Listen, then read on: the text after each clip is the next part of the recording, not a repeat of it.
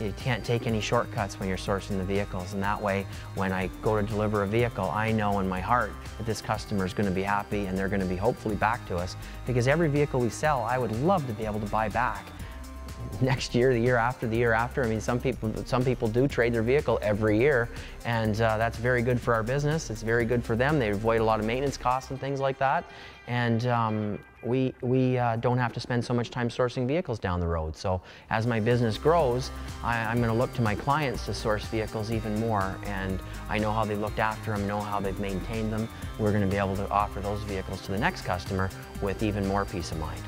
Research our vehicles thoroughly before we actually buy them.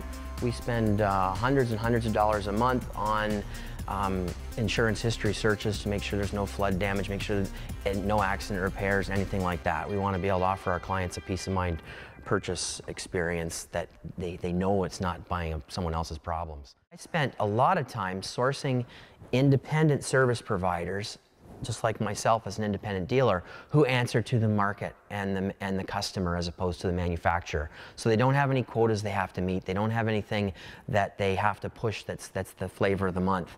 And as a result, the services that are dramatically lower in cost, and which contributes to the overall ownership cost on an annual basis.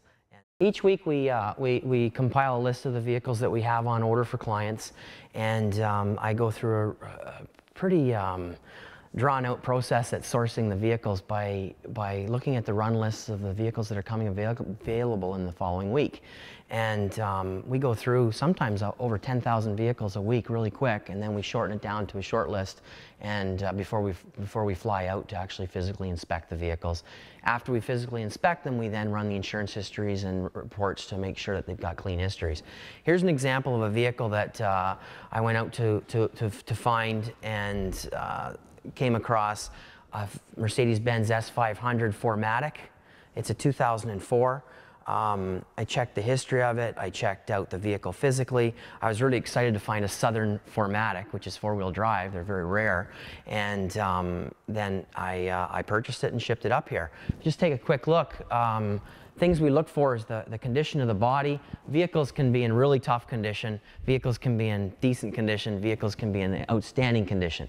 Well, as long as they're really good, we can get them to outstanding. If they're already outstanding to start with, it makes our life a lot easier. And of course, everybody's looking for that special car, but you also have to keep the price point and the value in mind.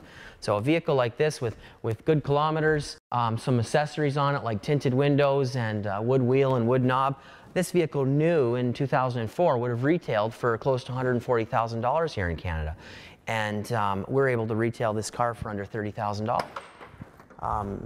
Looking inside the trunks, I check everything over, the spare tires, the tool kits, find out what things are missing, and try and replace them if they are, so it gets the car back to that new car feel. You can tell a lot by a vehicle really quick. I've been in the business close to 25 years. I look at the sill plates under the wheel wells. You look at a sill plate like that, whoever had this vehicle didn't scuff the sill plate getting in and out. I actually learned that way back when I was a little child from my father. You don't kick the sill plates getting in. Any of his vehicles, if anybody that knows me knows how clean his vehicles are. So I take that into account when I'm buying a vehicle. I really do pretend it's for my family before I go out and buy it. And then, of course, when a customer gets it, they know it's been hand selected the way I would buy it for myself.